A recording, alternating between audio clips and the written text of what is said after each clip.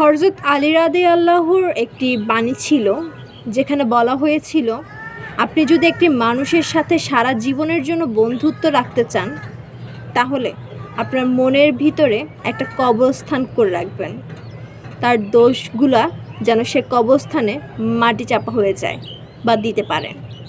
কিন্তু আমরা বর্তমান যুগের বেশিরভাগ মানুষরা আমরা মনে করে থাকি মানুষ মাত্রই পারফেক্ট। আমরা পারফেকশন খুঁজি, কার কার কত বেশি পারফেকশন, কে কত বেশি পারফেক্ট, আমরা সেই অনুযায়ী মানুষের সাথে মিশে থাকি বা হচ্ছে যে তার সাথে বন্ডিংস করে থাকি।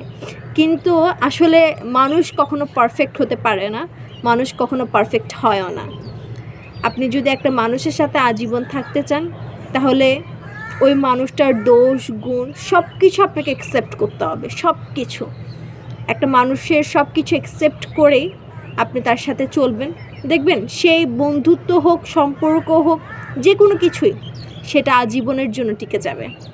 তাই হযরত কারোর সাথে বন্ধুত্ব করার আগে বা কোনো সম্পর্কে যাওয়ার আগে নিজের মনের ভিতর একটা কবর করে দিবেন, যেন সেই দোষগুলা সে কবরস্থানে দিতে পারেন মাটি চাপা দিয়ে। তাহলে আপনি জীবনে সুখ খুঁজে পাবেন।